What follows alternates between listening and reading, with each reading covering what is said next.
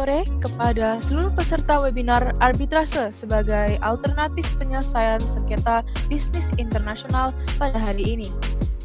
Baik, selamat sore. Perkenalkan saya Clarissa Thalia, mahasiswa Fakultas Hukum Universitas Airlangga sebagai perwakilan dari PT Smart Weekend Profesional.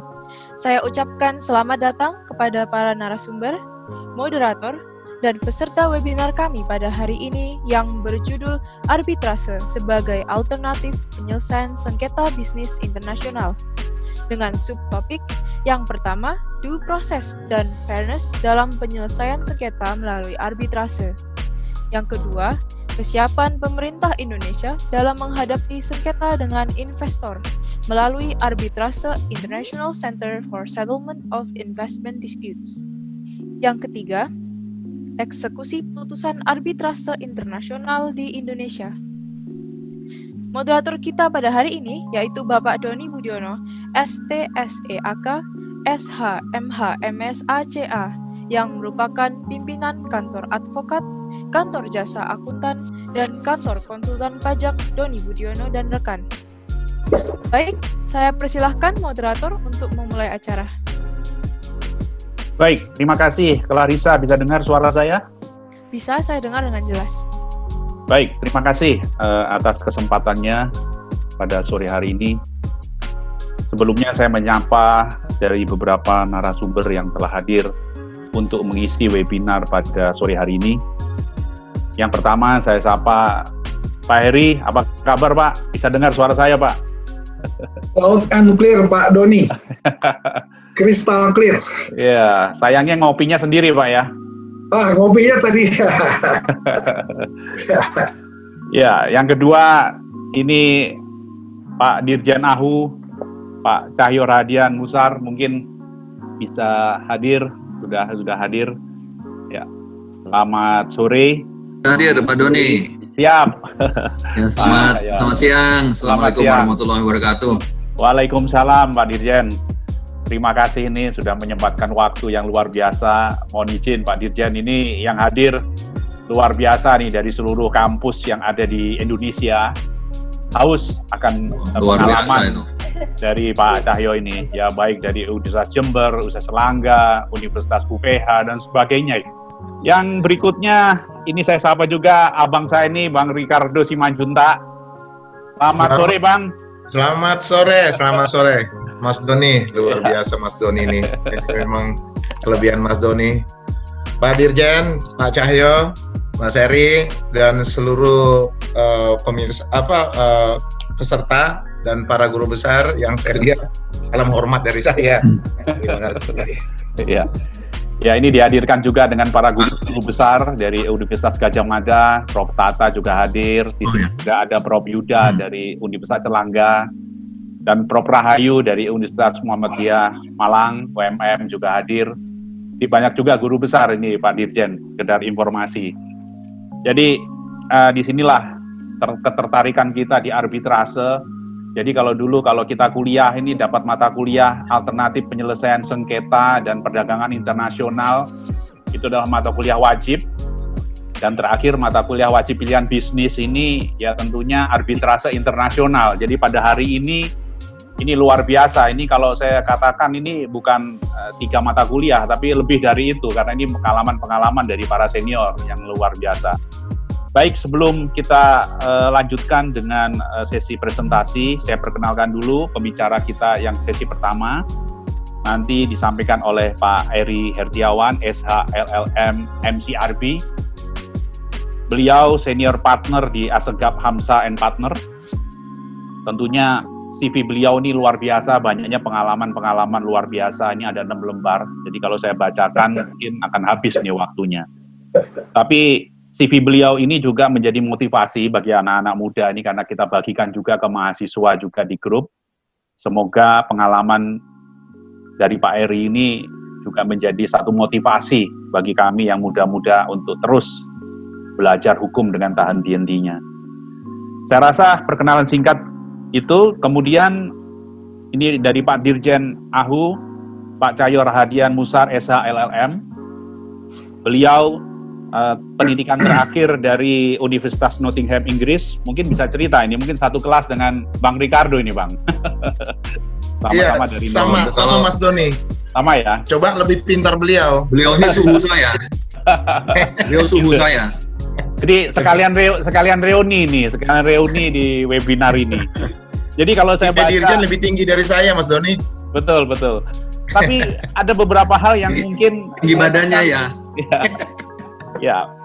Baik, yang saya bacakan ini penghargaan beliau ini. Jadi yang pertama adalah ini ya, saya angkat topi betul-betul. Jadi prestasi beliau luar biasa, baik pegawai negeri sipil di lingkungan Kementerian Hukum dan Hak Asasi Manusia selama 1 tahun sejak 18 Februari 2013 sampai 18 Februari 2014 telah menunjukkan prestasi kerja yang luar biasa dalam optimalisasi peran Kementerian Hukum dan Hak Asasi Manusia selaku otoritas pusat terkait penanganan bantuan timbal balik dalam masalah pidana dan ekstradisi.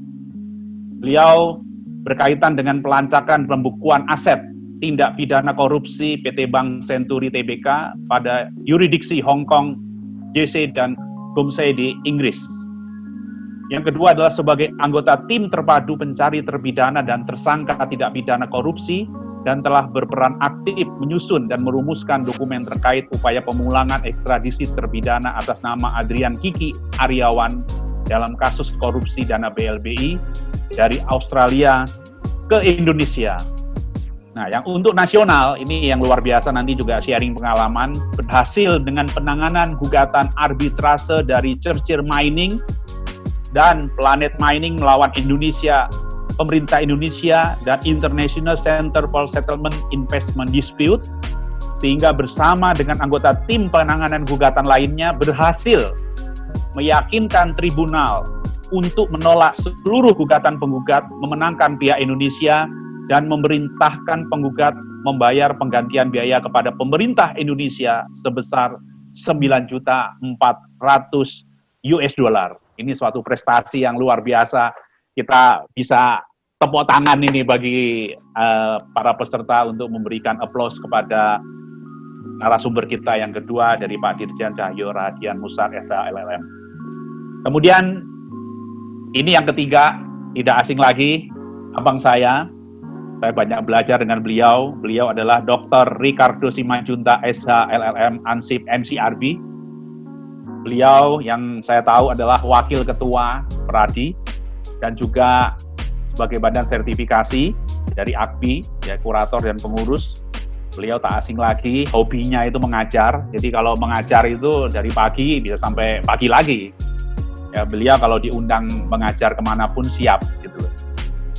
Terima kasih Bang Ricardo atas inisiatifnya. Terima kasih Mas. Mengadakan acara yang luar biasa pada sore hari ini.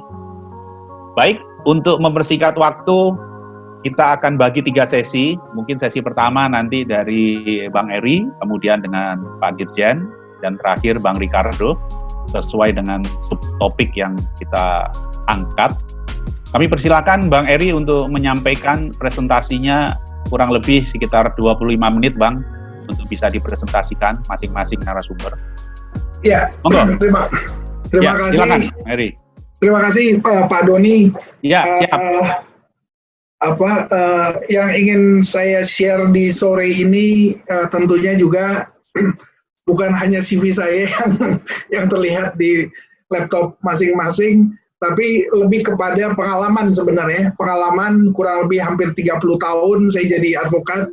Sekarang juga jadi arbiter, mediator juga, dan kiranya dalam sore ini ada beberapa mungkin lebih kepada tips dan saran dan juga pengalaman berharga yang bisa saya share. Walaupun saya sudah buat satu PowerPoint presentation, tapi sepertinya saya akan lebih leluasa, lebih fleksibel untuk langsung menyampaikan hal-hal yang berkaitan dengan topik, khususnya masalah due process and fairness. Kalau boleh masuk ke slide yang kedua, Mas Doni. Siap. Ya. Silakan. Ya. Atau slide yang. Ya, oke. nggak apa-apa di slide ini saja. Jadi nanti akan saya share tentunya melalui Mas Doni, melalui Mas Pak moderator. Ya. Dalam kesempatan ini yang ingin saya sampaikan adalah bahwa terkait dengan proses arbitrase baik itu domestik maupun internasional, tentunya masalah due process and fairness itu selalu diupayakan dan ya bukan hanya diupayakan ya, mungkin diwajibkan. Diwajibkan untuk dijunjung tinggi, tidak boleh sama sekali due process and fairness ini ditinggalkan begitu saja, sehingga masalah-masalah yang berkaitan dengan due process and fairness ini justru malah akan menjadi alasan untuk pembatalan, misalnya pembatalan suatu putusan arbitrase baik domestik maupun internasional.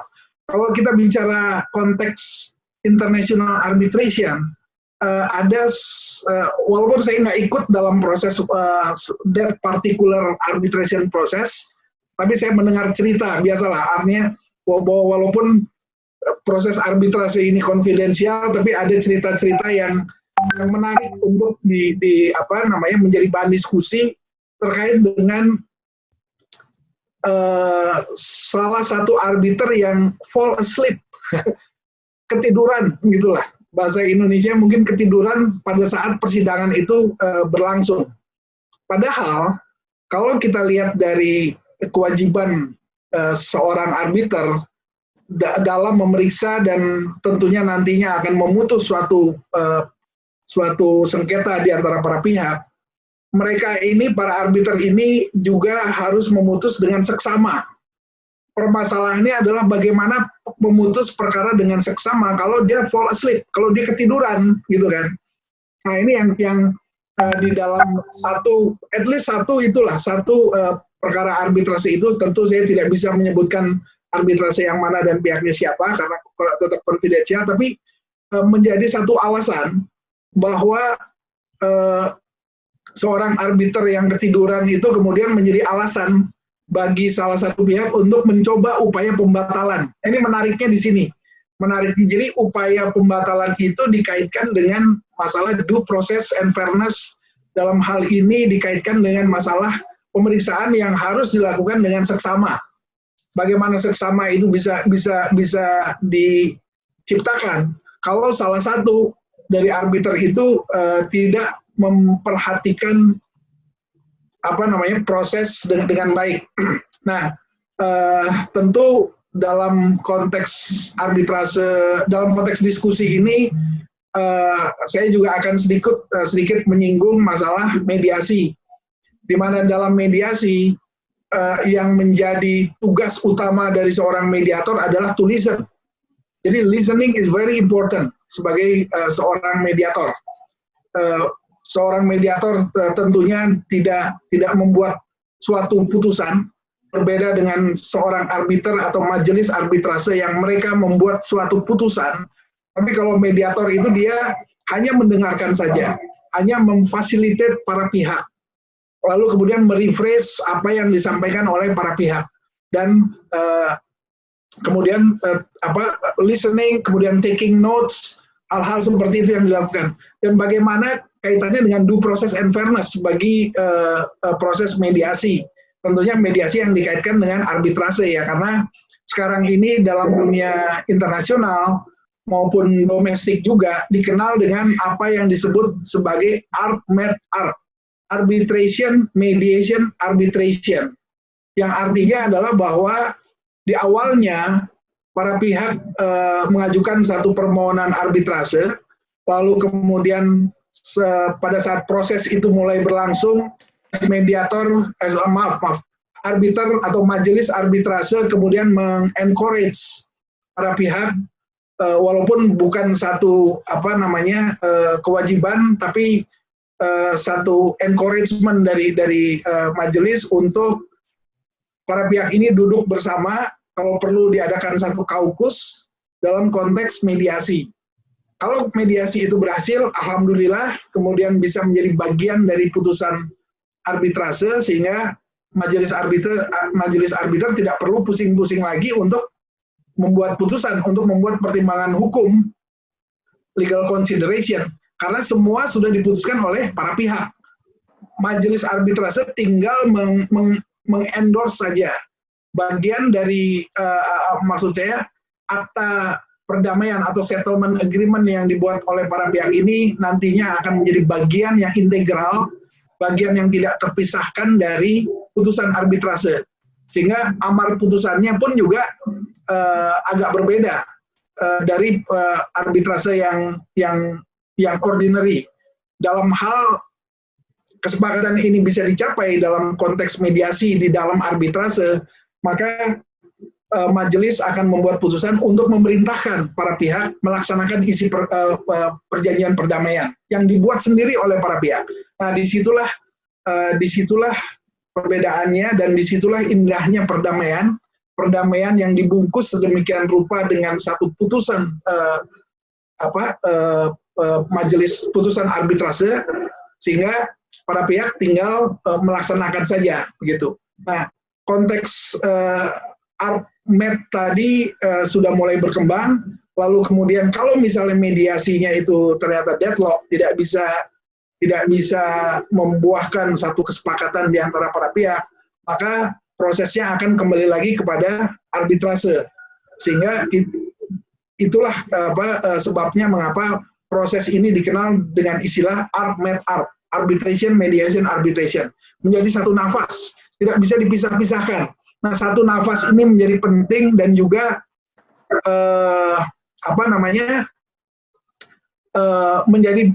bisa menjadi bahan diskusi. Seorang arbiter tentu dituntut suatu independensi, impartiality, objektivitas dan sebagainya. Tidak boleh subjektif. Mediator pun juga demikian. Dia nggak boleh bertindak secara sepihak. Dia juga harus punya independensi, impartiality yang sama halnya dengan seorang arbiter. Tapi kalau kita kaitkan dengan proses ARPMED-ARP tadi, di mana arbiter atau majelis arbiter tidak boleh melakukan ex parte meeting dengan salah satu pihak, maka berbeda halnya dengan mediasi. Kalau mediasinya itu, mediatornya adalah juga majelis arbitrase itu sendiri, bagaimana halnya dengan ex parte meeting, larangan ex parte meeting? Ini jadi satu diskusi, dan tentunya diskusi itu bisa selesai kalau memang disepakati oleh para pihak. Karena pada dasarnya asas parti otonomi ini menjadi penting sekali sebagai landasan dari para pihak dan juga majelis arbitrase untuk melaksanakan proses arbitrasenya. Tentu di satu sisi majelisnya juga terikat dengan kode etik, tidak boleh bertemu dengan para pihak, begitu kan? Begitu sudah ditunjuk dan resmi dia ditetapkan sebagai arbiter yang dinominasikan dan ditunjuk oleh lembaga atau forum arbitrase, maksud saya arbitration institution, maka komunikasi itu harus di stop, tidak boleh lagi bicara sendiri dengan salah satu pihak. Beda dengan mediator. Mediator ada yang kita kenal kaukus. Kaukus itu kan sebenarnya kan curhat. Si para pihak, baik itu pemohon atau termohon, ketemu secara terpisah dengan si mediator dan dia bisa curhat, begitu kan? Curhat di dalam ruangan yang tertutup, ruangan yang terpisah, tidak dihadiri oleh pihak yang lain, dan mereka bisa bicara apapun, bisa mengungkapkan apa yang menjadi interest dari pihak-pihak tersebut. Nah, di sini yang menjadi satu, ya boleh dibilang masalah ya, sepanjang para pihak itu setuju bahwa mediator itu juga sekaligus adalah anggota dari majelis atau majelis arbitrase, maka sebenarnya tidak menjadi masalah. Tapi kalau dikaitkan dengan asas-asas lain dalam mediasi, di mana asas-asas lain dalam proses dalam arbitrase, di mana arbiter tidak boleh bertemu secara sepihak dengan salah satu pihak, maka ini bisa menjadi pertentangan. Nah, inilah yang menariknya di sini. Apakah kemudian mediasinya ini menjadi dalam tanda kutip due process and fairness? Karena sebenarnya due process and fairness-nya ini misalnya sudah diperoleh oleh si arbiter yang akan memutus dengan pertemuan kaukus. yang dilakukan antara hanya oleh salah satu pihak, tidak oleh para pihak. Kemudian pertanyaan berikutnya adalah apakah due and fairness ini yang mungkin saja bisa didalilkan atau diargue oleh salah satu pihak sebagai infringement, bukan infringement, pelanggaran dari asas, atau bukan pelanggaran, ketidaktaatan dari asas. Maka apakah ini bisa menjadi alasan misalnya ada public policy yang dilanggar, kemudian dari public policy ini kemudian muncul upaya hukum pembatalan misalnya.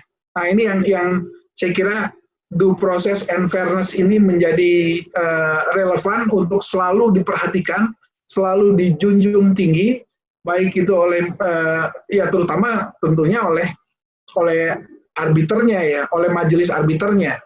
Karena bagaimanapun juga masalah due process ini selalu biasanya disampaikan oleh si lawyer atau advokat sebagai kuasa hukumnya dalam rangka mempertahankan hak-hak dan kepentingan dari kliennya yang diwakilinya.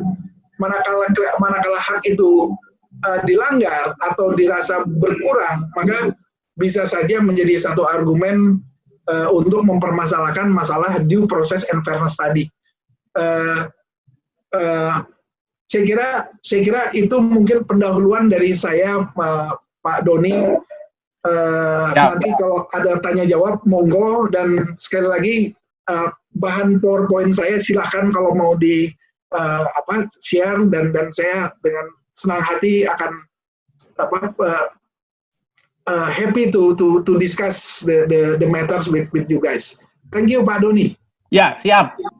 Siap, Pak Eri. Terima kasih atas wawasannya baru nih mengenai arbitrase. Nanti pasti akan banyak pertanyaan ini. Ini semuanya sudah mulai pasang ancang-ancang untuk bertanya secara langsung juga ini. Baik, untuk memberi kesempatan yang kedua, sesi kedua, Pak Dirjen, mohon izin Pak Dirjen, mungkin bisa menyampaikan presentasinya. Saya kebetulan belum terima, mungkin bisa di-share langsung dari sana, atau mungkin langsung. Monggo, Pak Cahyo. Monggo. Baik, terima kasih. Tadi saya juga belum, dan ini kesempatan untuk juga menyampaikan salam hormat saya kepada para guru besar yang hadir pada webinar kali ini. Tentunya apa yang kami akan sampaikan adalah berdasarkan pengalaman sebagai legal counsel untuk pemerintah Indonesia dalam arbitrase pemerintah Indonesia melawan Churchill Mining dan Planet Mining. Dan tentunya kita juga mengharapkan nanti ini juga bisa masukan untuk memperkaya Indonesia dalam rangka mengajukan usulan amandemen terhadap rules and procedure-nya ICSID yang memang saat ini sedang dilakukan oleh pemerintah Indonesia. Jadi tentu saya akan hanya menyentuh sedikit terkait dengan latar belakangnya, ini ada di layar, terkait dengan kasus Churchill Mining, gugatan ya dari Churchill Mining dan Planet Mining. Kenapa tapi lebih kenal dengan Churchill Mining? Karena sebetulnya ini adalah gugatan dari dua perusahaan tambang internasional, satu berdomisili di Inggris, yang satu lagi adalah di Australia. Tapi kemudian diputuskan oleh ICSID untuk menggabungkan dua gugatan tersebut sehingga menjadi satu gugatan yang mana memang dimungkinkan berdasarkan rules dari ICSID itu sendiri. Jadi tuduhannya adalah Indonesia melakukan expropriation, indirect expropriation terhadap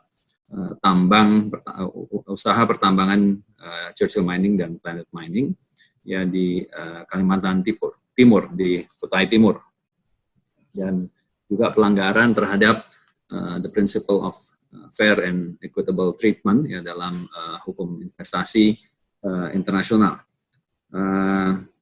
Di situ memang ada pencabutan izin usaha pertambangan ya oleh Bupati dan Gubernur Kalimantan Timur, sehingga Indonesia pada akhirnya harus berhadapan dengan kedua perusahaan tersebut di exit. Nah, saya sebelum masuk ke substansinya, ya ingin juga menyampaikan karena aspek pertimbangan dari pemerintah tentunya tidak banyak yang tahu karena kasus ini sudah selesai. Makanya saya sampaikan di sini pada saat Indonesia menerima notice of arbitration dari pihak exit, kemudian jadi supaya bisa memberikan gambaran kepada teman-teman lawyers ya, dan juga bapak-bapak dan ibu-ibu dari kalangan akademisi tentang bagaimana cara kerja pemerintah yang memang birokrasi selalu kan dikritik birokrasi ini lamban, ya, tapi birokrasi ini memang harus berjalannya tidak boleh tergesa-gesa karena memang apa yang diputuskan oleh pemerintah, ya, kebijakan pemerintah dan juga pelaksananya harus berhati-hati dan memastikan bahwa ini adalah untuk kepentingan, semua aspek dipertimbangkan untuk kepentingan Indonesia. Jadi waktu masuk gugatan tersebut, kita berpikir, ya, apakah strategi apa yang harus diterapkan oleh pemerintah? Satu, tentunya membentuk tim koordinasi, karena ini lintas sektor ya. Jadi di sini tentunya ada Kementerian Luar Negeri, ada Kementerian Hukum dan HAM, ada BKPM, ya, dan Kementerian Dalam Negeri, Kementerian SDM. Ini koordinasinya juga sudah membutuhkan waktu tersendiri. Pertama, ya. Tapi diputuskan akhirnya bahwa tim ini di-lead oleh Menteri Hukum dan HAM, ya, pada saat itu 2013 ini. Dan saya ditunjuk sebagai lead counsel pada tataran pelaksana. Kemudian kedua adalah pemilihan dari arbiter itu sendiri. Ya, pemilihan arbiter ini juga tricky juga gitu. Artinya arbiter mana yang kita pilih? Dengan latar belakang apa dan track record seperti apa arbiter ini? Ya. Kita akhirnya memilih ya karena ada 3 diputuskan tribunal itu terdiri dari 3 arbiter. Mohon maaf saya kadang harus balik-balik dokumen juga karena udah cukup lama ya.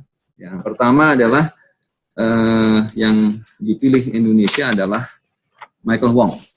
Michael Wong, seorang arbiter ya, dari Singapura. Ya, dia juga punya latar belakang di litigasi dan arbitrase juga.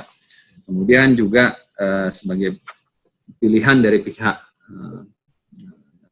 claimant adalah Albert Jan van den Berg. Ini juga ahli di bidang investasi, asuransi, licensing, dan sebagainya. Nah, kemudian mereka berdua memilihlah arbiter presiden of tribunal, Gabriel Kaufman Kohler. Jadi memang juga ahlinya di bidang investment law, ya, dan juga telah menjadi arbiter dan ketua tribunal dalam berbagai panel-panel arbitrase termasuk ICC, ICSID, EE, LCIA, SIAC, dan SIETAC. Nah, terkait dengan pemilihan arbiter ini yang ingin saya sampaikan adalah tadi siapa yang kita pilih. Nah, di sini Indonesia mengambil suatu bold decision, ya, suatu keputusan yang cukup bold. Artinya, ya, pertimbangannya adalah pertama tentu kita lihat apakah arbiter ini pro dalam kiprahnya sebagai lawyer maupun arbiter, apakah lebih banyak represent ya, investors atau dia lebih banyak represent host states. Karena kita tahu ini adalah 2 kepentingan yang sangat berlawanan, berbeda kepentingan. Nah, biasanya kalau lawyer-lawyer yang pro host state ini juga lebih memahami bagaimana iklim investasi di negara-negara host state, yang mana kita ketahui host state itu rata-rata adalah negara-negara yang berkembang, yang punya natural resources yang cukup banyak. Memang kalau kita lihat perjanjian bilateral investment treaty yang di-conclude in the 60s, 70s, 80s, bahkan entering the early 90s, itu lebih kepada pro investors. Harusnya kan kita cari arbiter yang dari negara berkembang. Yang minimal mereka kita anggap sebagai memahami bahwa the system, the system is not perfect di negara-negara berkembang. Although we understand that there's no such a perfect system in all countries over the world. Tapi negara-negara yang berkembang, yang developing memang itu kan menjadi suatu masalah yang sering ditemui. Jadi kita harapkan arbiter itu yang bisa memahami. Tapi enggak, Indonesia memilih akhirnya Michael Wong ya, dari Singapura. Bukan berarti bahwa pertimbangannya bahwa dia mengerti Indonesia lebih banyak, tidak juga. Kita karena Indonesia confident, yakin ya, bahwa kita memang bisa memenangkan case ini, dan yakin dengan komposisi arbiter yang ada dalam tribunal 3 arbiter ini, kita juga bisa mengconvince mereka para arbiter yang punya latar belakang dari negara-negara maju untuk bisa menerima argumentasi kita yang didasarkan pada fakta-fakta yang ada di lapangan. Sama juga pada saat kita memilih our foreign counsel. Ini agak berbeda tekniknya. Ya, kita memilih ya tentu track record foreign counsel yang exclusively has been representing host states. Ya. Jadi makanya kita pilih law firm yang sudah memang terbukti bisa merepresent dan memahami ya kondisi di negara-negara berkembang. Nah, strategi kemudian yang kita jalankan dalam menangani gugatan ini ya, adalah kita melihat, kita men-challenge ya. Pertama kita lakukan challenge to jurisdiction. Memang ini juga dapat menjadi pelajaran bagi kita bersama bahwa pembentukan atau pengundangan peraturan perundang-undangan itu harus ya dipastikan bahwa itu adalah tidak bertentangan. Jadi memang kita Indonesia fail di tahapan challenge to jurisdiction ya. Kita berpandangan bahwa tribunal tidak berhak atau tidak mempunyai kewenangan atau jurisdiksi ya, untuk menangani perkara ini. Karena memang tidak otomatis, jadi sebetulnya jurisdiksi exit itu tidak otomatis berlaku di sini. Nah, kalau kita lihat BIT RI Australia, di sini argumentasi kita cukup kuat ya sebetulnya. BIT RI Australia di klausul settlement of dispute between the party and investor of the other party, ya, ini bertahap. Ya. Ya, jadi ada stages-nya, ya, staggering. Ya. Seperti satu kita lihat di situ, in the event of the dispute between the party and investor of the other party, relating to investment, the parties to the dispute shall initially seek to resolve the dispute by consultation and negotiations. Jadi tahap pertama ada konsultasi negosiasi. Ya. Terus kemudian dapat mengajukan ya, kepada administrative bodies, dapat diajukan kepada exit. Nah ini BIT RI Australia. Sebetulnya kalau kita tolak berdasarkan BIT ini, kita tadi harapkan kita bisa overrule, ya, menolak jurisdiksi dari exit. Nah kalau di dalam BIT RI Inggris, ya, ini sudah memang diatur secara lebih tegas. Ya. Ini quote-unquote, titik-titik, shall assent to any request on the part of the national or the company. Ya. Nah, jadi langsung ke exit. Nah, di sinilah kita sempat berargumentasi, ya, saling melakukan counter arguments. Nah, ini tanpa bermaksud juga untuk put the blame on any institution atau on anybody. Tapi ini pelajaran di kita bahwa memang pada akhirnya salah satu kenapa tribunal ya, menganggap bahwa exit punya jurisdiksi karena memang ada statement atau pernyataan dari BKPM dalam formulir untuk setiap pengajuan investasi itu nih, BKPM. Nah, jadi argumentasi kita patah karena ada persetujuan BKPM ini ya, dalam hal terjadi ya perselisihan antara perusahaan dengan pemerintah RI yang tidak dapat diselesaikan secara musyawarah, pemerintah Indonesia bersedia mengikuti penyelesaian menurut ketentuan konvensi tentang perselisihan, etc., yaitu konvensi ICSID. Disinilah akhirnya upaya pemerintah, effort pemerintah tidak berhasil, yang pada akhirnya maka perkara harus dilanjutkan. Nah, kalau kita lihat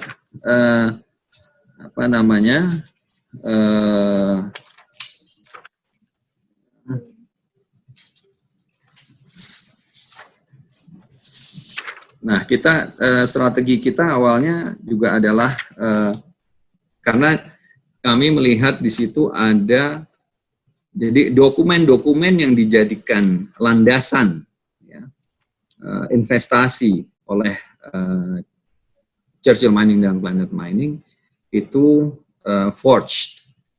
Jadi ada indikasi pemalsuan di situ. Indikasi pemalsuan ya. Indonesia berpandangan bahwa harus dilakukan bifurcation, jadi pemisahan antara tahapan ya, pemeriksaan authenticity of the documents, of the mining documents, dengan pokok perkaranya. Nah, sementara pihak claimants menganggap bahwa ini harus diperiksa secara bersamaan dalam pokok perkara.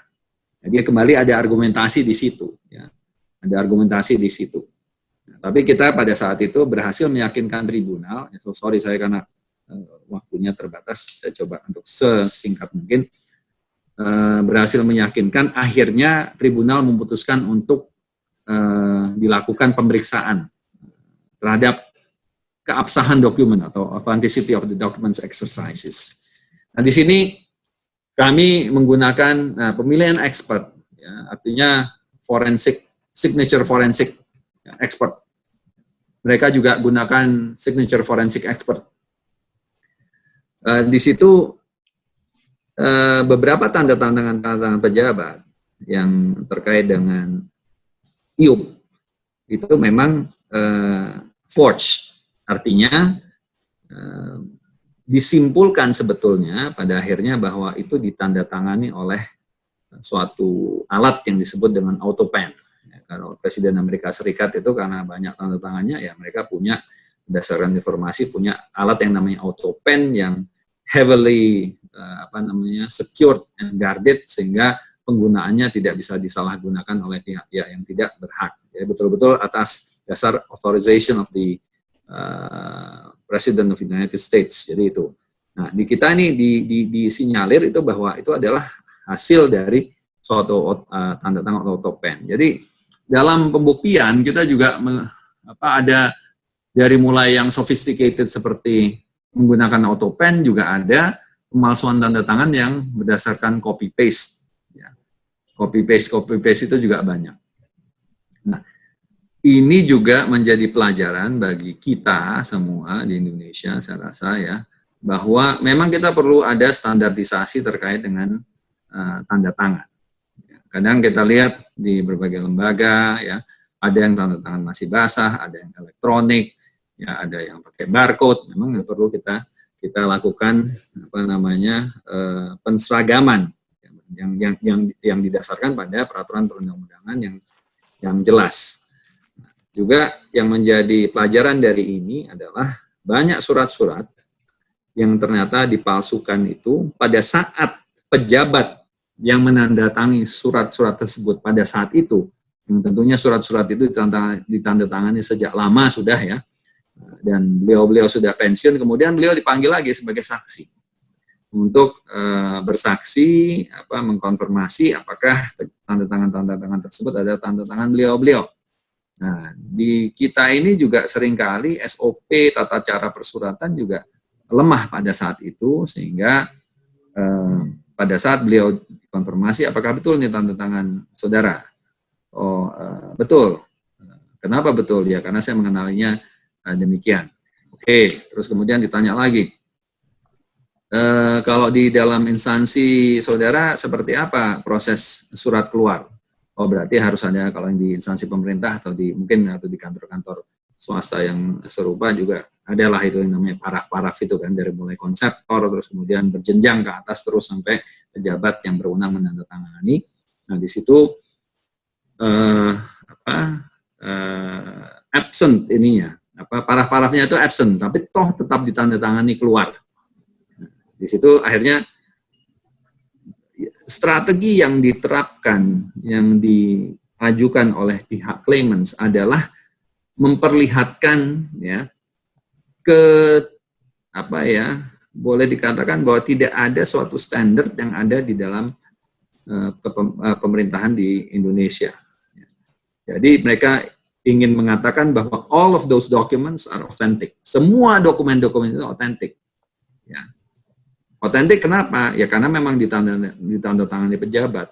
Bahwa terdapat inconsistency atau inconsistencies dalam dokumen-dokumen itu, penandatanganannya, itu dianggap sebagai sesuatu yang lumrah di dalam administrasi, birokrasi pemerintah Republik Indonesia. Ya, itu yang mereka ingin dalam argumentasi untuk mendefend bahwa these documents are all authentic.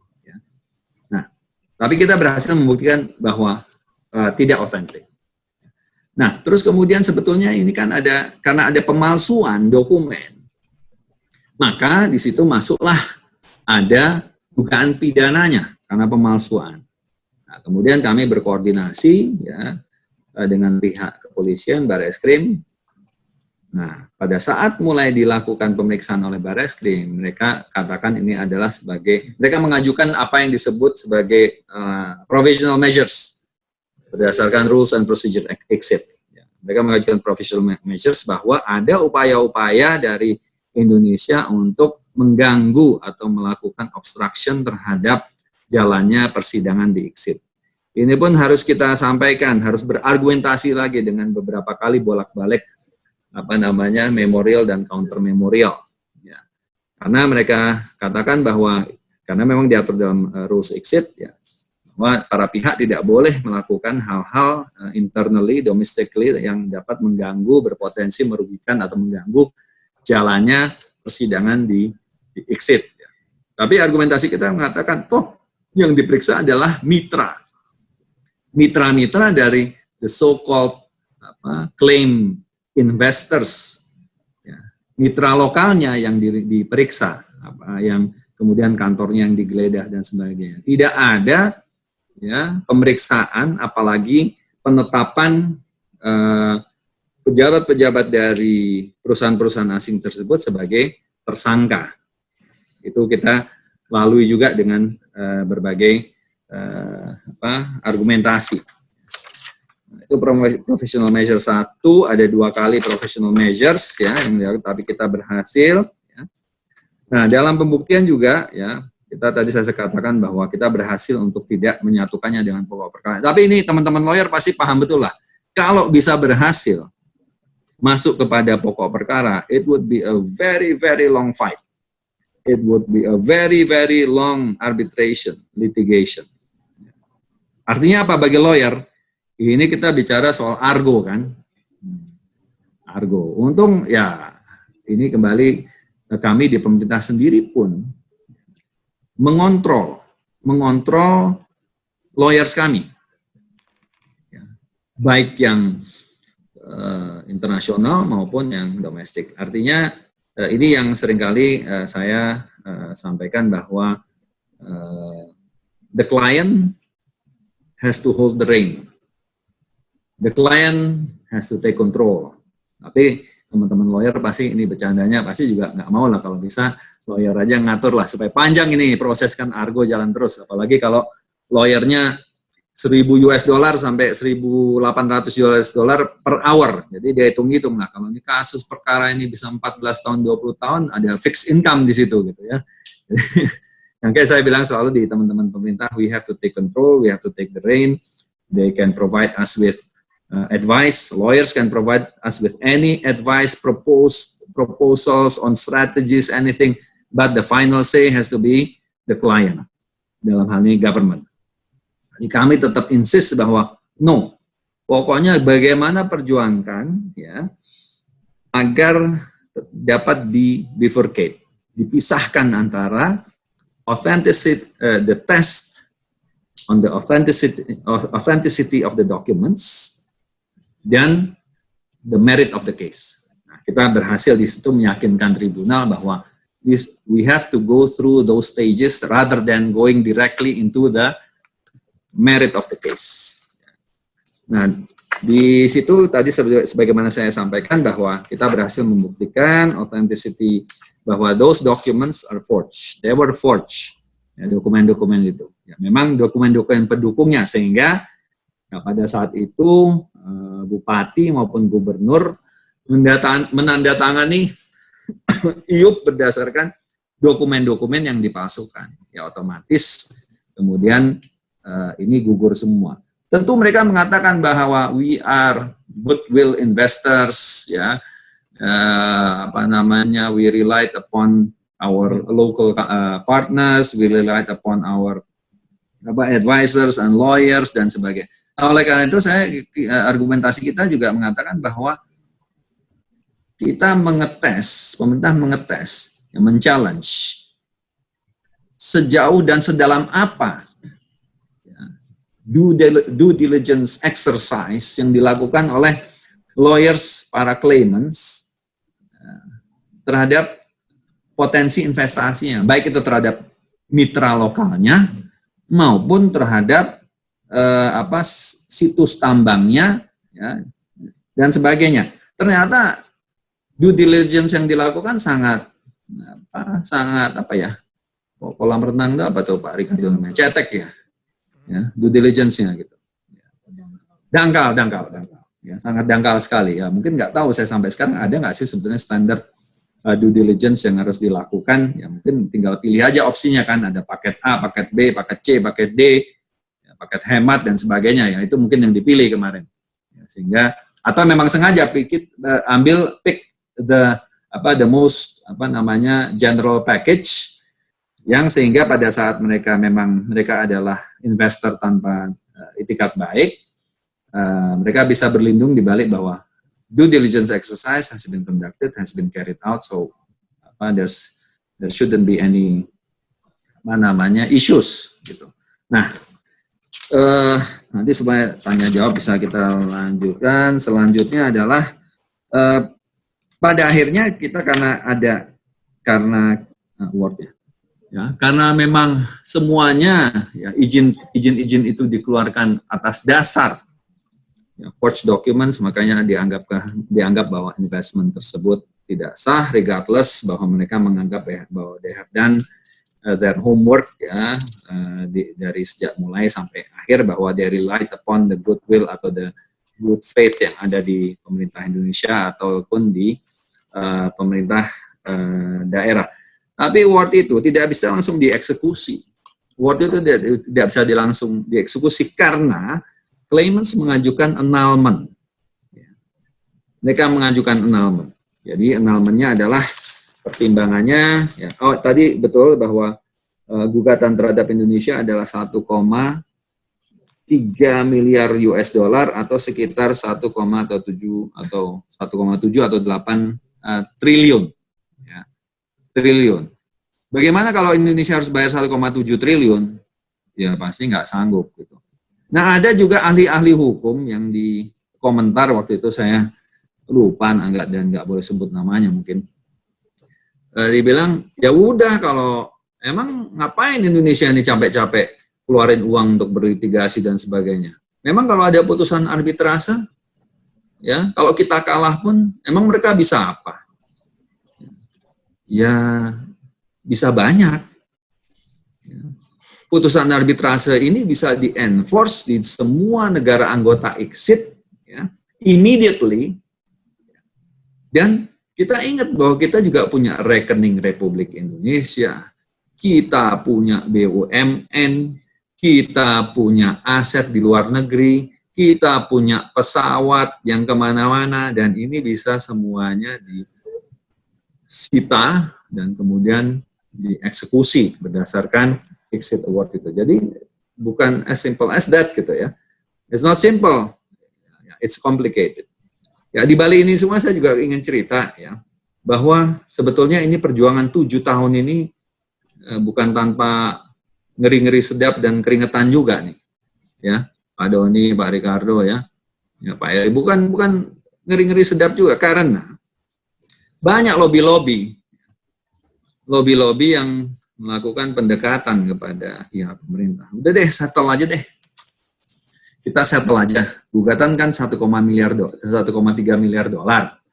Why don't we settle at a certain number? Numbernya berapa? Waktu itu saya berpendapat ya bahwa, dan ini didiskusikan di level tinggi. Ya karena ada juga pada saat itu ya masukan kepada officials within the government ya untuk settle dan mendorong juga menekan Menkumham untuk settle. Tapi yang akhirnya kita memutuskan kita lanjut terus dengan keyakinan penuh, karena kalau kita settle-nya mau di angka berapa? Bagaimana ngitungnya? Mereka kan luar biasa nih, so inflated. The claim was so inflated, ya, sampai mereka menghitung potensi, keuntungan, dan segala macam, padahal lokasi tambangnya itu adalah berapa ratus kilometer? 850 kilometer dari calon pelabuhan terdekat, bukan pelabuhan loh. Ini kan tambang batu bara, calon pelabuhan terdekat, dan itu tidak ada jalan, tidak ada rel kereta, tidak ada apa, mode of transportation-nya tidak ada, harus melewati hutan lindung, hutan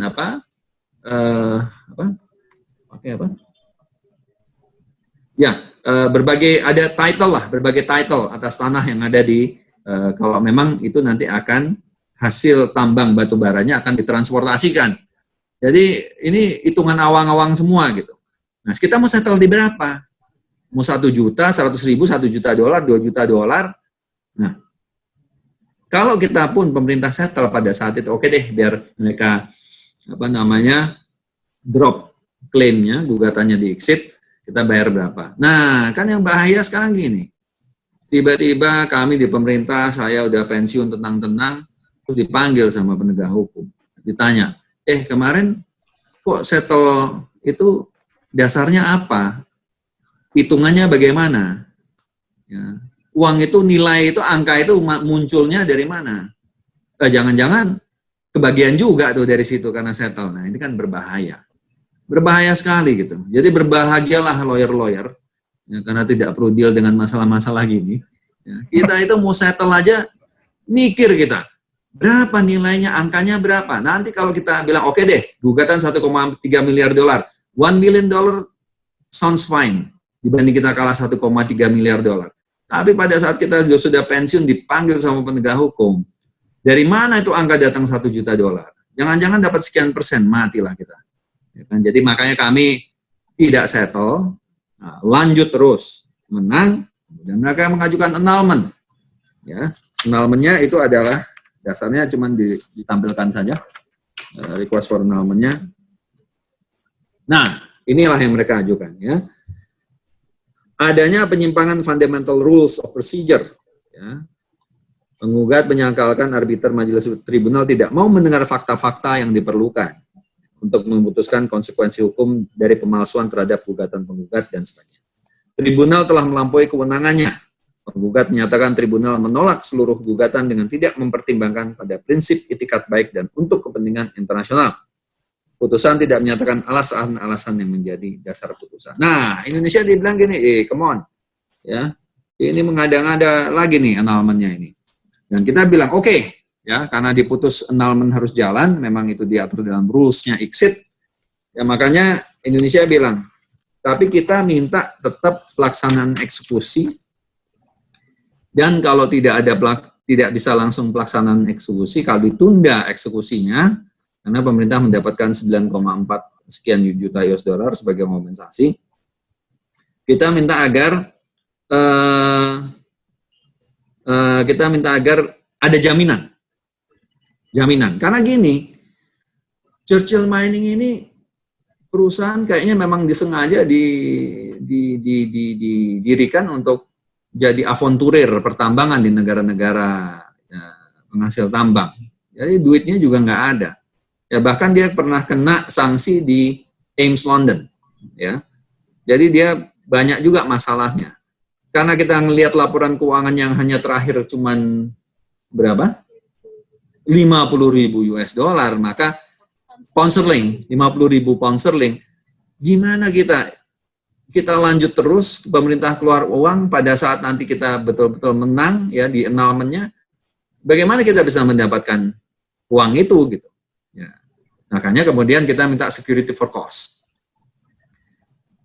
Muncullah mereka dengan Portland. Portland itu ada di Australia. Ya. Portland ada di Kalimantan Timur, Kalimantan Timur, Portland. Menggunakan hukum Australia. It doesn't really make sense ya. Ya. Dan Portland itu adalah statusnya, title-nya adalah tanah perwatasan. Tanah perwatasan. Jadi tanah negara. Tapi mereka claim as if they own and hold title of the plot of land. Dan katanya ini apa ini? Ini title, mereka bilang mereka punya title berdasarkan hukum Australia.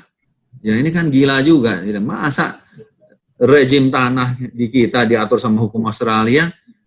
Sometimes they can, just go beyond our sanity, mengajukan argumen-argumen seperti ini. Nah, tapi kita pun berjuang, ternyata nggak segampang itu. Akhirnya kita meminta bantuan ahli hukum tanah, Profesor Ida Nurlinda, ya, yang saya harus sampaikan sekali lagi, kalau beliau ada di sini, terima kasih banyak atas bantuan beliau, yang menjelaskan kepada komite annulment tentang rejim hukum tanah di Indonesia, bahwa that doesn't mean anything.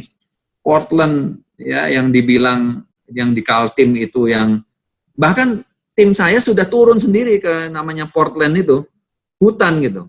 Saya turunkan tim saya, ibu-ibu semua, ya, sampai berangkat itu putih-putih, pulang jadi udah kucel semua gitu. Untuk hanya melihat Portland itu apa gitu. Portland itu ternyata hutan. Jadi di sana biasalah mafia-mafia tanah bikin asal surat-surat, jual beli yang tanpa ada sebetulnya title yang sah itu sendiri. Nah, akhirnya kita bisa memenangkan juga annulment-nya, dan sekarang sebagai tambahan terakhir ini, bahwa dengan pelajaran dari arbitrase yang cukup melelahkan, time consuming, dan juga menghabiskan energi dana pemerintah, Indonesia berinisiatif ya, mengajukan proposal untuk melakukan amandemen terhadap rules and procedure dari ICSID itu sendiri, yaitu pertama adalah terkait dengan notice of third party funding. Jadi ini sekarang kan begundal ini Churchill Mining dan Planet Mining ini mereka terus menggulirkan litigasi ini, keep the litigation alive. Dengan uangnya siapa? Mereka sebetulnya tidak sound financially. Tapi mereka pakai third party funding. Adalah mafia salah satu negara besar di belakangnya yang selalu mengucurkan dana untuk melawan Indonesia di litigasi ini, di arbitrase ini. Jadi mereka rupanya punya inilah deal-dealan lah. Kalau nanti menang, ya kembaliin uang kita untuk funding litigation-nya kemarin yang dipakai, terus kita bagi-bagi keuntungan. Nah, jadi sekarang kita minta agar ada disclosure of third party funding. Jadi kalau para pihak harus mendisclose kalau ada third party funding, termasuk agreement-nya. Ya. Itu singkatnya, nanti kita bisa diskusi lebih lanjut. Yang kedua, yang terakhir adalah security for cost. Kalau misalnya ada penggugat khususnya, kalau dia menggugat, dia harus punya juga menunjukkan bahwa dia punya uang ya sebagai security, kalau dia kalah dia bisa membayar kalau ada seperti kompensasi yang sekarang diputuskan oleh Tribunal ICSID. Jadi paragraf yang kita usulkan, if a party has declared its third party funding, the party shall harus mendepositkan an estimated cost as a guarantee for the payment of any adverse decision. Jadi kalau ada adverse decision, putusan yang adverse bertolak belakang atau tidak sesuai dengan apa yang klaim mereka harus siapkan ini uangnya. Jadi jangan kayak sekarang terus udah Indonesia menang terus kemudian duitnya nggak ada gitu kan. Nah, ini jadi di bulan Oktober Oktober nanti kita sudah melakukan lobby-lobby di working group di ICSID untuk menggolkan dua ini, yaitu disclosure of atau notice of third party funding. Siapa kalau ada pihak ketiga yang membiayai litigasi di belakang ini. Yang kedua adalah security for cost, memastikan ada uang, ada anggaran kalau mereka kalah untuk membayar kita. Nah, ini yang usulan murni dari Indonesia berdasarkan kasus ini. Kita lobby negara-negara like-minded countries dengan pandangan yang serupa. Kita punya lobby yang cukup bagus. Dan Oktober ini akan dilakukan voting di Washington DC untuk usulan amandemen terhadap rules dari ICSID ini terkait dengan notice of third party funding dan security for cost. Sehingga ke depan calon-calon penggugat aventurir ini berpikir 2, 3, 10, 1.000 kali sebelum menggugat suatu negara. Ya. Oke, baiklah. Terima kasih. Itu yang bisa saya sampaikan. Terima kasih. Baik, terima kasih atas presentasinya dari Pak Cahyo. Luar biasa. Kami mendengar cerita bagaimana perjuangan Bapak ini untuk bisa memenangkan ini luar biasa, Pak. Jadi ternyata apa yang kita lihat, kita dengar itu tidak sesuai dengan fakta yang ada seperti ini. Jadi memang berdarah-darah supaya perjuangan ini yang luar biasa. Dan ini juga memotivasi ini. Kebetulan mau 17 Agustus ini. Jadi rasa kebangsaan ini perlu dipupuk ya Bang Ricardo ya. Ya. Jadi luar biasa gitu. Jadi ini satu event yang luar biasa, ini juga pengalaman, juga sharing, juga menggugat rasa nasionalis kita bahwa ini kepentingan negara. Jadi nggak main-main putusan ini. Kalau tadi dikatakan ya biarin aja kalau putusannya ini, nanti kan bagaimana? Wah, padahal ternyata dampaknya itu luar biasa. Bagaimana aset kita di luar negeri, pesawat kita nggak bisa kembali lagi ke Indonesia ini. Ya ini menarik sekali. Ya ini bicara berikutnya sesi ketiga ini mengenai putusan ini. Nah ini Bang Ricardo, gimana nih putusan dari yang telah disampaikan tadi Pak Cahyo ini? Ternyata dananya nggak ada Pak. Ya. Ini Bang, ini gimana Pak kalau seperti ini? Mungkin bisa Mas Doni, ya. Bapak dan Ibu sekalian, para peserta webinar pada sore hari ini, saya sangat senang dan bangga bisa ikut join pada diskusi hari ini, apalagi saya lihat sangat banyak para pendidik dan para akademisi yang juga hadir dan akan membuat nanti diskusi kita menarik. Dan memang secara spesifik memang kehadiran Mas Eri ini menarik karena beliau ini menjadi salah satu motivator juga untuk para advokat untuk memastikan bahwa ternyata advokat-advokat Indonesia itu memungkinkan bermimpi untuk menjadi arbiter di luar Indonesia, karena beliau ini salah satu arbiter dari SIAK. Jadi ngebayang, kita selalu bilang ke yang muda, yang lebih muda, kalau dalam proses penyatuan ASEAN nanti dan arbitrase menjadi salah satu alternatif penyelesaian sengketa yang diunggulkan, maka akan terbuka potensi karir bagi para advokat untuk menjadi arbiter di luar Indonesia yang saat ini semakin hari semakin memungkinkan gitu ya. Dan memang Mas Eri udah menunjukkan itu, dan juga dengan juga presentasi yang sangat baik tadi. Kalau Dirjen, saya selalu panggil beliau Bro Cahyo karena saya sekolah dengan beliau sama di Nottingham. Beliau ini memang lebih cepat tamat dari saya, lebih pintar dari saya. Jadi no wonder beliau jadi dirjen, saya cuma jadi advokat. Itu yang kedua adalah dari dulu saya selalu kalau baca Indonesia berperkara di luar negeri, selalu kita bilang, waduh kita kalah itu karena orang Eropa itu pikirannya Eropa minded, kalau Asia seringnya kita susah menang gitu ya. Dari dulu, dari mulai kasus Karahabodas yang saya dengar begitu-begitu mulu tuh. Jadi ketika saya melihat pemerintah Indonesia bisa memenangkan perkara dengan sangat yakin, saya itu bangga banget gitu loh. Ya, jadi memang saya kenal beliau ini dari mahasiswa juga cukup keras gitu. Jadi kalau dia yakin soal benar, dia akan jabanin terus dan ternyata cukup mengagumkan. Ya, beberapa putusan-putusan arbitrase terakhir ini dimenangkan oleh Indonesia dan itu membuat memang kita cukup bangga dan mudah-mudahan pada ini menjadi semangat buat kita bahwa dalam kancah internasional Indonesia juga punya nyali. Artinya banyak orang punya kebenaran tapi dia nggak mampu menjelaskan soal kebenaran itu.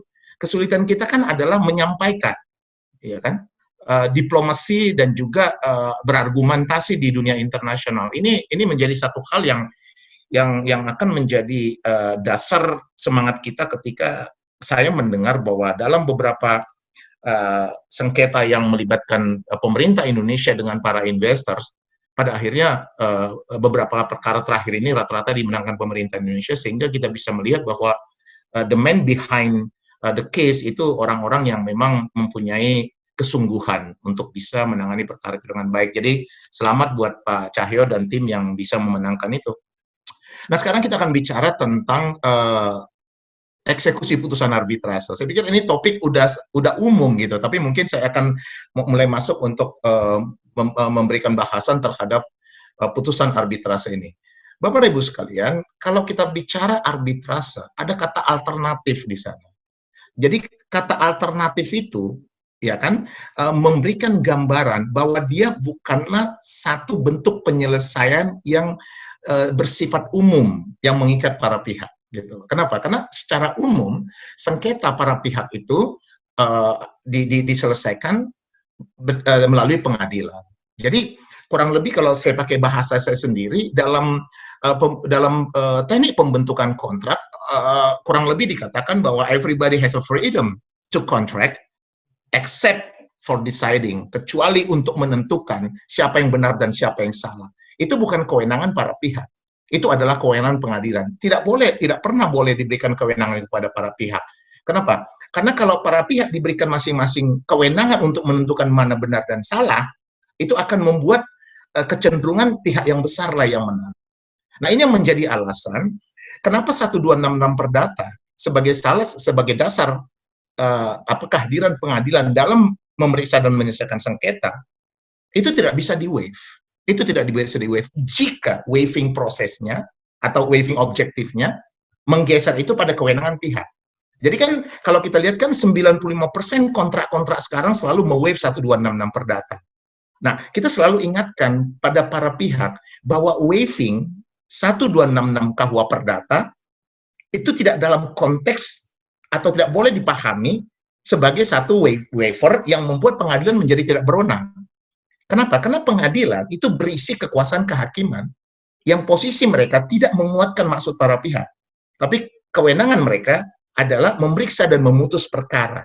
Gitu. Jadi kalau misalnya dikatakan dengan waiving 1266 membuat pengadilan tidak berwenang, maka semua gugatan akan menjadi NO. Kenapa? Karena 95% kontrak-kontrak Indonesia itu rata-rata mau waive 1266. Pertanyaan berikutnya adalah, apakah memang betul bahwa 1266 itu perdata itu tidak bisa di-waive? Nah, jawabnya dalam perkembangan berikutnya adalah dia kemudian bisa di-waive sepanjang waiving objektifnya menggeser kewenangan pengadilan kepada kewenangan institusi yang setara. Itu yang kita kenal dengan arbitrase. Itu adalah pengantar sebelum saya masuk ke materi saya. Jadi ketika kita katakan bahwa 1266 KUH Perdata digeser kewenangannya menjadi pada kewenangan arbitrase, maka di sana sangat memungkinkan karena arbitrase itu dia mempunyai kekuatan, ya kan, atau kewenangan yang setara dengan putusan dari pengadilan. Nah, ini bukan tanpa sejarah. Ini bukan seketika itu diputuskan gitu ya, tapi ini mengalami suatu proses yang panjang. Untuk itu saya akan masuk ke materi saya. Silakan. Bapak Ibu sekalian, kalau kita lihat dalam penyelesaian sengketa, khususnya sengketa komersial ya di pengadilan, nah kita lihat di sini kan kita kenal pengadilan kita sekarang sudah lebih diluaskan, walaupun wilayahnya adalah peradilan umum, tapi ada perdata dan niaga sekarang. Untuk arbitrase kita kenal ada ad hoc dan bani, ya. Dan sekarang ini malah tambah labs, ada 6 lembaga alternatif penyelesaian sengketa untuk sengketa finansial. Jadi itu ada 6 sekarang. Tambah bani ya. Nah, ada mediasi dan adjudikasi dan sebagai alternatifnya ya. Jadi ada juga mediasi di pengadilan dan di luar pengadilan. Nah, kalau di awal mediasi ini memang secara umum kita hanya mengenal mediasi di luar pengadilan 130 HIR. Tapi karena pengadilan ingin juga meningkatkan perannya dalam memastikan keaktifan para pihak untuk menyelesaikan perkara yang sedang berlangsung di pengadilan melalui proses mediasi, maka berdasarkan Perma 1 tahun 2016, pengadilan mempunyai kewenangan untuk memberikan kesempatan kepada para pihak dalam masa waktu sekitar 30 hari dan bisa dipanjang lagi untuk bisa menyelesaikan sengketa mereka melalui pengadilan. Di luar dari situ, kita juga melihat adanya kewenangan penyelesaian sengketa konsumen. Ya. Di luar dari situ, kita lihat ada penyelesaian sengketa damai yang bersifat umum, yang memang dasar penyelesaiannya itu diatur pada pasal 1855. Nah, saya ingin lebih spesifik ke arbitrase tadi. Silakan. Nah, Bapak Ibu sekalian, topik yang saya adalah lebih membicarakan konsekuensi terhadap arbitrase internasional. Bapak Ibu sekalian, kalau kita lihat sovereignty of law atau sovereignty of court itu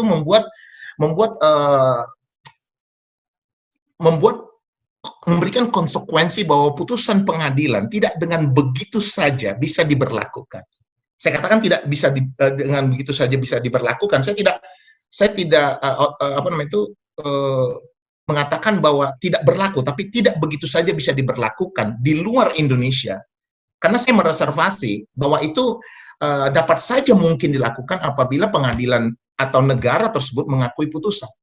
Ya kan? Jadi tidak selalu dasar pengakuan putusan internasional itu berdasarkan pada traktat, tapi juga dia bisa berbasis pada international committee, pada hubungan internasional yang sangat baik gitu. Nah, jadi dalam upaya atau sebagai bentuk pengakuan atau penghormatan terhadap sovereignty of states, maka masing-masing negara itu memiliki keinginan agar putusan dari pengadilannya bisa diakui di negara lain, tapi sebaliknya masing-masing negara juga memiliki hak untuk menolak, ya kan, dengan prinsip regionalitas yang mereka miliki. Nah, sekarang ketika kita masuk ke penyelesaian perkara tidak melalui pengadilan, kita masuk penyelesaian perkara melalui arbitrase, maka ini mempunyai dua konsekuensi yang sangat-sangat berbeda, walaupun bentuknya mirip, yaitu sama-sama putusan. Yang satu pengadilan, dia merupakan produk pengadilan yang masuk menjadi bagian dari pelaksanaan sovereignty of states atau sovereignty of law of the countries, ya. Tapi dari satu sisi lagi, ini adalah satu putusan yang memang kelahirannya atau dasar pembentukannya dia tidak lahir pada kewenangan pengadilan, dia tidak lahir dari satu kekuasaan kehakiman, tapi dia lahir dari kesepakatan para pihak, gitu loh. Jadi arbitrase itu adalah satu kewenangan yang lahir, ya, pemberian hak kepada institusi arbitrase, ya, baik itu kepada arbitrase, baik itu institusional maupun ad hoc, di mana kewenangan itu diberikan para pihak, bukan diberikan oleh kekuasaan, bentuk satu kekuasaan kehakiman. Tapi kewenangan para pihak yang bersengketalah yang memberikan kewenangan kepada arbitrase agar penyelesaian sengketa mereka diperiksa dan diputuskan tidak di pengadilan, tapi juga di arbitrase. Nah, berikutnya, para pihak ini jugalah yang memberikan kewenangan berdasarkan kontrak yang mereka sepakati untuk kepada masing-masing anggota dari majelis arbitrase untuk mempunyai kewenangan memeriksa dan memutuskan. Gitu. Jadi, kewenangan kepada lembaga lahir dari hak para pihak dalam berkontrak, ya kan? Kewenangan terhadap masing-masing anggota panel of arbitrase itu juga lahir dari kewenangan yang diberikan kepada pihak. Makanya di sini menjadi sangat-sangat penting kita ingat doctrine of severability. Ya, kenapa? Karena banyak sekali orang melihat bahwa mencoba untuk menarik kembali komitmen yang mereka sepakati dengan memberi kewenangan kepada arbitrase, gitu ya, dengan cara membangun satu alasan bahwa seakan-akan kontrak yang menjadi dasar untuk berperkara itu diduga batal atau dibatalkan atau sedang dibatalkan. Nah, di sini menjadi sangat jelas bahwa doctrine of severability itu memberikan satu ketegasan bahwa perjanjian arbitrase walaupun dia berada dalam tubuh perjanjian pokok itu tidak akan secara otomatis menjadi batal jika perjanjian pokok itu batal. Dan satu lagi, kewenangan kepada untuk menyatakan pembatalan itu juga tidak otomatis bukan menjadi kewenangan arbitrase jikapun pihak lawan bisa mendalilkan bahwa kontrak yang menjadi dasar atau underlying kontrak sebagai dasar dari pemeriksaan sengketa itu dinyatakan batal. Nah, ini menjadi banyak variasi sekarang yang terjadi bahwa seringkali para pihak mengatakan bahwa arbitrase menjadi tidak berwenang karena adanya dugaan bahwa kontrak di mana kesepakatan arbitrase tadi menjadi dasar penyelesaian sengketa itu diduga batal. Nah, ini dan juga pengadilan mempunyai arbiter yang diangkat itu mempunyai hak penuh ketika para pihak menunjuk sebagai konsekuensi dari perjanjian. Itu disebut dengan competence principle, ya. Silakan. Nah, dalam awalnya Pak.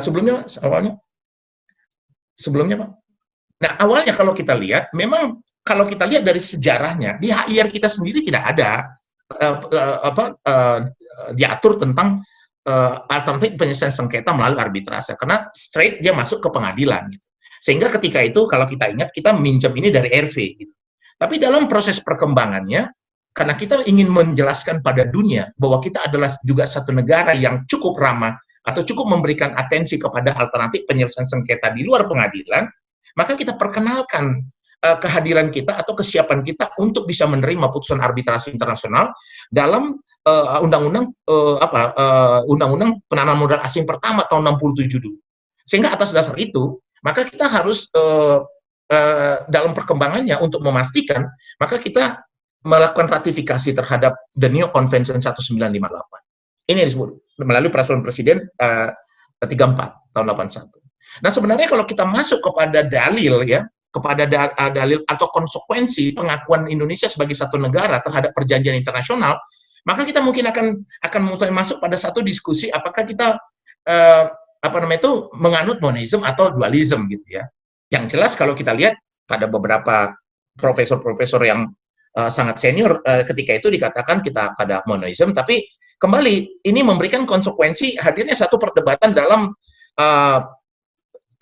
dalam kasus navigation maritime Bulgaria waktu itu, di mana walaupun kita sudah meratifikasi The New Convention 1958, Mahkamah Agung mengatakan bahwa ya nggak bisa karena peraturan pelaksananya belum ada, gitu. Padahal sebenarnya itu menjadi satu ketentuan yang sangat clear bahwa mekanisme untuk melaksanakannya harus masuk kepada ketentuan atau eksekusi di pengadilan Indonesia. Tapi konsekuensi itu melahirkan satu produk baru, ya, peraturan Mahkamah Agung untuk menjelaskan atau implementing regulation-nya terhadap putusan dari The New Convention tadi. Lahirlah peraturan Mahkamah Agung. Silakan. Nah, ini yang saya sebutkan tadi. Jadi jadi yang saya lihat di sini sebenarnya adalah bukan mungkin kalau cerita ini mungkin kita bisa ikuti dari satu sejarah, tapi yang mau saya katakan adalah proses untuk pengakuan arbitrase itu tidak mudah. Jadi ada beberapa perjalanan sejarah yang lahir dari beberapa karakteristik yang memang secara positif itu akan menyempurnakan seharusnya, ya. Kalau ini by genuine objektif, mungkin harusnya itu harus lebih menyempurnakan kesadaran kita bahwa jika kita mengakui putusan arbitrase internasional, maka sebenarnya kita harus mencari satu jalan bagaimana untuk membangun satu kepastian hukum terhadap pelaksanaannya. Jadi bukan bagaimana membangun cara-cara untuk menolaknya. Kenapa? Karena kita ini hidup di aktivitas kehidupan internasional, ya, yang membuat kita semakin hari juga, walaupun kita negara yang bisa juga diatur-atur orang, tapi permainan internasional atau ketentuan internasional itu membutuhkan kepastian, gitu, sehingga orang bisa mempercayai negara ini. Silakan. Nah, ini kasus ini adalah salah satu lahirnya. Nah, di kasus ini kita lihat bahwa adanya kembali pemeriksaan terhadap substansi perkara. Padahal satu ketentuan yang sangat clear dalam aktivitas arbitrase bahwa pengadilan tidak bisa mempunyai melakukan pemeriksaan terhadap perkara, walaupun dia arbitrase domestik, arbitrase nasional, ya kan? Kalau misalnya ada upaya untuk melakukan pemeriksaan kembali perkara dalam putusan arbitrase nasional, hanya memungkinkan dengan menggunakan pasal 70 jika diduga ada tindakan katakanlah penipuan atau pidana atau pemalsuan, kira-kira gitu. Ya. Tapi di luar dari situ, memang tidak ada kewenangan dari pengadilan untuk bisa melakukan pemeriksaan terhadap substansi perkara. Itu sangat clear diatur pada pasal 3 dan pasal 11 Undang-Undang Arbitrase Indonesia. Para pihak tidak mempunyai kewenangan untuk melakukan membawa ke pengadilan negeri, dan hakim pengadilan negeri juga tidak mempunyai kewenangan untuk melakukan pemeriksaan secara absolut. Jadi secara absolut, bukan secara relatif, ya. Nah, waktu itu terjadi perdebatan apa sih sebenarnya disebut dengan arbitrase internasional. Nah, waktu itu Indonesia melihat bahwa karena pasal 66 ayat 1 dalam pemahaman putusan arbitrase internasional, memang Indonesia mengatakan pasal satunya itu bahwa pelaksanaan arbitrase internasional itu adalah antar negara, gitu. Kalau Indonesia mempunyai perjanjian internasional atau traktat baik bilateral dan multilateral terhadap negara tersebut, dan ketika itu dikatakan bahwa Indonesia nggak punya hubungan atau perjanjian dengan Pakistan, padahal putusan ini diputuskan tidak di Pakistan tapi di London, gitu. Ya, jadi ini memang memberikan catatan terhadap apa sih sebenarnya yang dimaksud dengan putusan arbitrase internasional. Silakan. Ya, ini. Jadi saya pikir pasal 1 Romawi ayat 9 ini sangat clear menjelaskan, ya. Walaupun di sana dikatakan yang jelas dikatakan bahwa putusan arbitrase nasional itu adalah putusan yang dijatuhkan oleh satu lembaga arbitrase atau arbiter perorangan di luar wilayah hukum Republik Indonesia, ya. Artinya di negara yang menjadi anggota dari The New York Convention, gitu ya. Jadi menjadi anggota The New York Convention, kenapa? Karena konsekuensi dari ratifikasi atau ratifying dari The New York Convention membuat anggota-anggota dari negara The New York Convention harus menghargai, mengakui untuk dan juga tunduk pada proses eksekusi dari putusan di negara masing-masing secara resiprokal. Nah, hal tersebut memang jelas juga diatur dalam The New York Convention. Jadi bunyinya ini menjadi satu bunyi yang setara, ya, tentang apa itu arbitrase internasional. Walaupun kalau kita lihat menarik dalam kasus berikut ini, silakan. Terus, Pak. Nah, ini dalam kasus ini kan kita lihat bahwa ada satu putusan yang ketika itu sebenarnya putusan itu wilayahnya sebagian diperiksa di Indonesia, tapi sebenarnya ketika itu diputuskan di luar. Cuma yang menarik dalam putusan itu sendiri, walaupun putusan itu diklaim sebagai putusan arbitrasi internasional, tapi dalam pertimbangan hukumnya pasal di nomor 87 di final award-nya itu dikatakan respondent shall pay interest on the total amount payable as specified in paragraph 86C from the date of registration of this final award, ya. Indonesian Arbitration Law or obtaining an order of exequatur under Artikel 66. Nah, jadi dari pertimbangan hukum ini seakan-akan bahwa ini menjadi putusan arbitrase nasional, gitu ya. Kenapa? Karena memang kalau untuk putusan arbitrase internasional kan eksekusinya itu kan kalau kita lihat pada ketentuan pasal 65 itu kan eksekusinya kan memang harus melalui Pengadilan Jakarta Pusat dan meminta eksekuatur dari Ketua Pengadilan Jakarta Pusat. Itu menjadi salah satu menjadi salah satu pertimbangannya. Cuma memang kalau kita hitung tentang pasal 59, ini kan sebenarnya 59 ini kan mengatur putusan arbitrase nasional. Jadi putusan kalau kita lihat dalam proses eksekusi putusan arbitrase nasional, maka dia memang harus dilakukan lebih dahulu, harus memenuhi persyaratan bahwa putusan arbitrase internasional itu wajib harus didaftarkan ya dalam masa waktu 30 hari sejak diputuskan ke pengadilan negeri. Ya. Nah, ketika disebutkan pasal 59, maka seakan-akan adanya kewajiban dari putusan arbitrase, termasuk arbitrase internasional ini, karena ini dibuat di pertimbangan hukumnya, seakan-akan bahwa putusan itu harus lebih dahulu, putusan internasional itu harus didaftarkan 30 hari. Padahal kalau kita lihat di pasal 65 dan pasal 67 tentang ketentuan pendaftaran arbitrase internasional, itu tidak diatur tentang batas waktu seperti yang dimaksudkan dalam putusan arbitrase nasional. Nah, saat ini masih belum mendapat, sebenarnya ini masih belum mendapat kepastian yang tegas dari pengadilan. Bagaimana sebenarnya? Ya, apakah memang betul bahwa putusan arbitrase internasional juga itu harus didaftarkan dalam waktu maksimum 30 hari sejak diputuskan atau tidak? Karena ada putusan terhadap itu juga, walaupun dinyatakan bahwa putusan arbitrase internasional tidak harus tunduk pada ketentuan pendaftaran 30 hari, tapi ini masih memberikan satu perdebatan dalam pemeriksaan atau putusan pengadilan yang berhubungan dengan arbitrase internasional. Silakan. Nah, ini saya pikir kita lihat bahwa Bapak Ibu sekalian, ada dua hal yang penting yang harus kita perhatikan dalam putusan arbitrase internasional. Kalau kita lihat, seperti saya katakan tadi, ketika para pihak menyepakati sengketa tadi diselesaikan melalui arbitrase, maka pengadilan tidak mempunyai kewenangan untuk melakukan pemeriksaan secara absolut, gitu ya. Dan yang memungkinkan terjadi adalah kalau misalnya terjadi adanya dugaan seperti yang dimasukkan oleh pasal 70, gitu. Nah, jadi konsekuensi pembatalan atau hak untuk membatalkan dalam pasal 70 itu tidak berlaku terhadap arbitrase internasional. Ya, itu hanya berlaku kepada putusan arbitrase nasional. Nah, terhadap putusan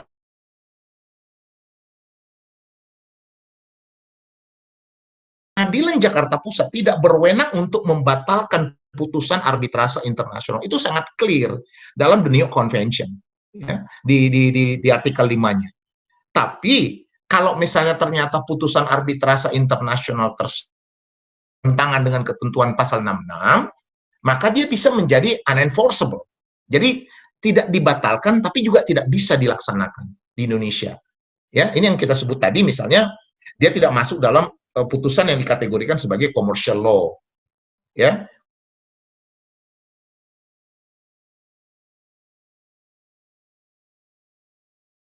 Dalam hal terjadinya sengketa, para pihak sepakat untuk menyelesaikan sengketa tadi melalui arbitrase, baik itu dalam arbitrase, artinya dalam sengketa nasional ataupun internasional, ya apalagi secara khusus kita dalam topik kita sekarang bicara tentang internasional, sering sekali terjadi bahwa putusan itu memang tidak bisa dieksekusi, ya, karena hanya karena pihak lawan itu melakukan satu langkah gugatan dengan alasan misalnya perbuatan melawan hukum. Mungkin kalau dia mengajukan gugatan melawan prestasi, mungkin udah pasti nggak mungkin, ya kan? Kenapa? Karena pengadilan akan menyatakan tidak berwenang. Nah, tapi yang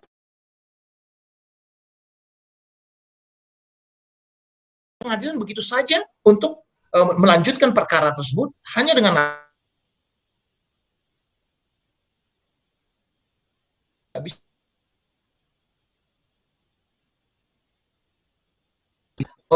tidak ada dasarnya, atau juga semata-mata dilakukan hanya untuk membangun satu alasan agar putusan tadi tidak bisa dieksekusi di Indonesia. Nah, kita lihat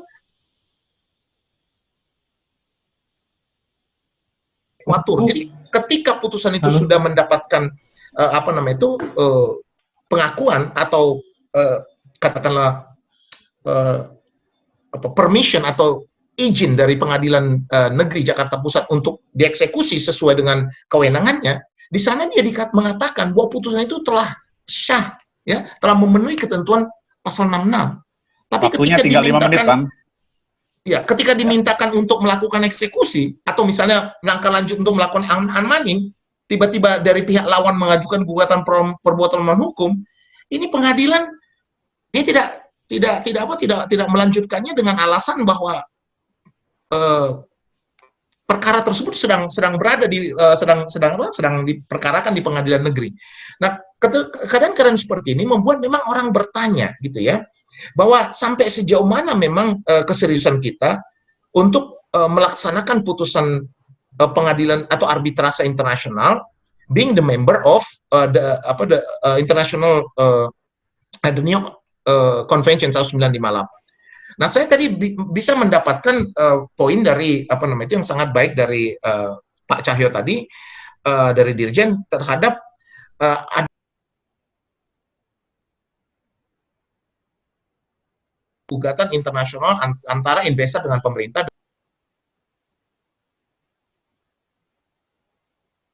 Tersebut dibangun menjadi satu aturan yang akan menjadi ukuran bagi para pihak. Tapi kalau kita lihat sekarang dalam putusan dalam undang-undang arbitrase kita di Indonesia hanya ada pasal 66 dan pasal 70. Pasal 70 tidak bisa digunakan sebagai dasar untuk melakukan pembatalan. Nah, dalam batasan waktu saya, mungkin saya akan lanjut dulu. Nih. Ya, next.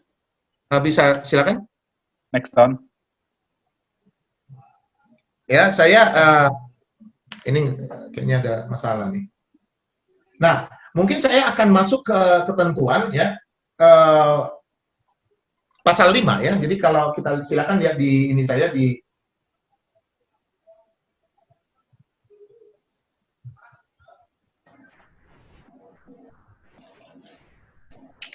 Halo. Ya, silakan lihat di di poin 17 saya di halaman 17. Di halaman 15, di halaman 15 silakan.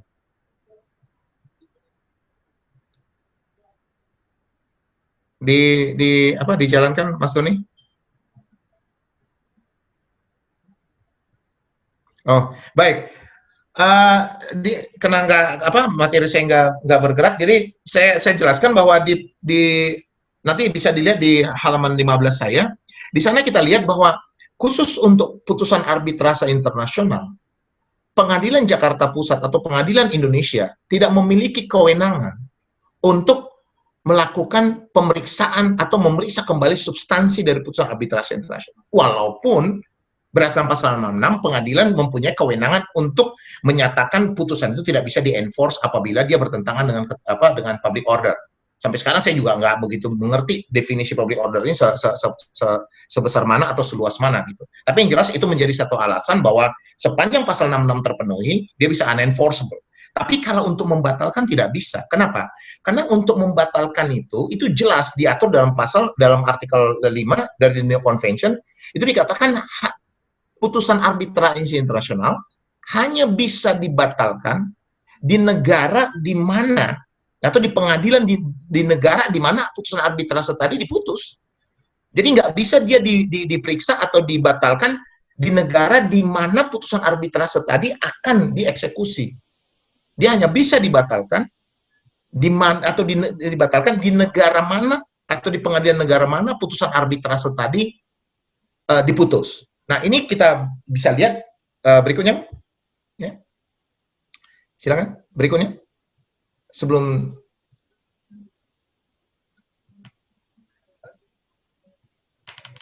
bisa selanjutnya? Ya, selanjutnya terputus ini. Ya. Terputus ya? Ya. Oke. Nah, kita lihat bahwa saya cantumkan di sana putusan Karahabodas ya.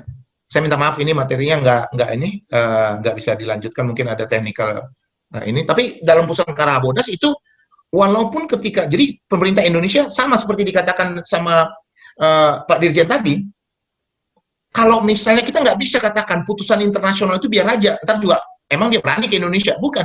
Mereka akan melakukan eksekusi terhadap aset-aset Indonesia yang berada di luar. Itu terjadi dalam kasus Karahabodas, ya kan? Ketika itu Indonesia, ketika dia kalah, dia meminta pembatalan di Swiss ketika itu, dan pengadilan Swiss ketika itu menolak pembatalan itu.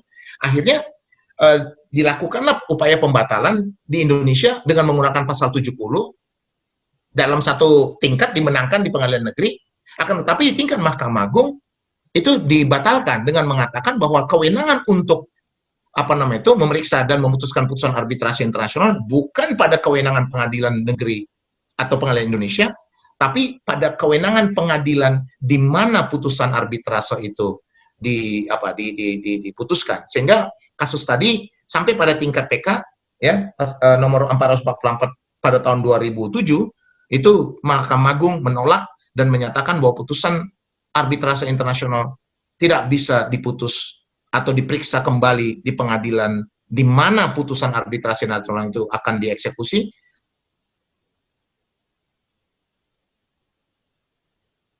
Dimohonkan pembatalan di pengadilan di mana putusan di negara di mana putusan arbitrase tadi dibuat. Saya pikir itu sementara materi yang akan saya hantarkan. Nanti kita akan diskusi, tapi saya sudah sampaikan poin presentasi saya yang mudah-mudahan bisa berguna. Terima kasih, saya siap untuk diskusi, Mas Doni. Ya, baik. Terima kasih Bang Ricardo atas presentasinya.